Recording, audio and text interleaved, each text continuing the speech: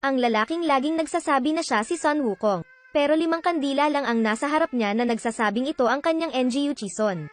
Hanggat maaari mong masira ang selyo sa katawan, walang panganib sa hinaharap. Tawagin mo lang ang pangalan niya at lalabas na siya agad. Nang marinig iyon ng dalaga ay pumayag siya. Tapos nakipagkasundo kay Wukong. Nang mapatay ang mga kandila, nawala rin ang selyo sa kanyang katawan. Nang iwagayway niya ang kanyang kamay, nawala kaagad ang silid na nabuklod sa loob ng maraming taon. Nakipagkamay siya sa dalaga na galit na nagpasalamat. Pagkatapos ay mabilis na pumunta upang magdiwang. Ngunit sa pagkakataong ito ay hinailan niya pabalik ang kanyang kamay. Pagkatapos ay sinabi sa kanya na manatili sa pagsunod sa kasunduan. Ngunit ang kalsada ay ang Diyos ng kung paano gumaganap ang isang maliit na batang babae. Yumuko siya at saka pinitik ang kanyang mga daliri. Burahin ang lahat ng alaala na may kaugnayan sa kanyang isip. Dahil ang pact is to shout my name and I'll show up. Ngunit ngayon ay hindi niya alam kung ano ang kanyang pangalan. Kaya wala siyang choice. Matapos tapikin ang balikat niya, tumalon siya at tumakbo palayo. Tapos naging buhawi na lumipad palayo. Ang batang babae ay umiyak doon ng kalahating araw. Pero hindi ko man lang maalala ang pangalan niya. Pagkalipas ng 20 taon, naging may-ari siya ng isang real estate brokerage company. Tuwing pumupunta siya sa recording room, binubuksan niya ang kanyang dilaw na payong. Pagkatapos ay tanungin ang katulong kung ilan ang tao sa silid. Sinabi ng katulong sa kanya na mayroong 5 tao. And she looked down at her feet, halatang 5 lang ang tao pero bakit 6 pairs of legs? Sinabi niya na ang bahay ay haunted. Pagkatapos ay gamitin ang pinakamababang presyo para bilhin muli ang kwartong ito. Hintayin ang lahat na pumunta, ipinatawag niya ang multo sa silid. Ang babaeng demonyo ay orihinal na gustong makipag-away sa kanya. Ngunit sa pagkakataong ito ay naglabas siya ng isang dakot ng pulang beans. Tapos paamuin ang babaeng multo sa kwarto. Siya ay naghihintay para sa kabilang partido upang matugunan ang isang unggoy. Ngunit umiling ang bruha at sinabing hindi niya alam.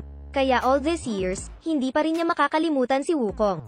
Kaya tahimik na naghihintay sa kanyang pangalan. Naka-adapt na ngayon si Wukong sa buhay ng tao. Dahil para makaipon ng merito, pumunta sa bahay ng mga tao para manghuli ng mga demonyo araw-araw. Ang bisita ngayon ay ang anak ng kanilang pamilya na sinapian ng multo. Sinabi ng ina sa kanyang kapatid na naghanap na siya ng maraming salamangkero ngunit walang resulta. Nang makita niya iyon, kumuha siya ng patpat at pumasok sa silid. Nakatali ngayon ang bata sa kama. Pakiusap niya kay Wukong na pakawalan siya. Ngunit hindi nagtagumpay si Wukong. Diretsyong nilagay ang stick sa dibdib niya. Alam ng Diablo na siya ay nalantad at ipinakita ang kanyang tunay na anyo. Alam ni Wukong na kung gusto niyang patayin ang multong ito, kailangan niyang hanapin ang orihinal nitong anyo. Kaya nagkakagulo sa kwarto. Nang makita ito, nataranta ang multo, nang makita siyang malapit nang masira ang kanyang orihinal na katawan. Mabilis niyang iniligtas ang kanyang buhay at saka sinabing alam nito ang balita ng Samsara Tripitaka. Hanggat makakain niya ang Tripitaka, maaari siyang magkaroon ng hindi magagapi na divine power.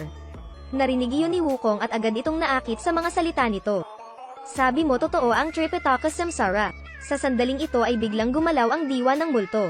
Pagkatapos ay kumuha ng compass at ihagis sa kanya.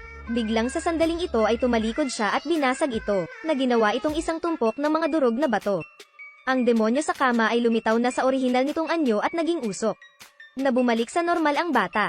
Kinabukasan, kinuha niya ang scoreboard para hanapin ang master.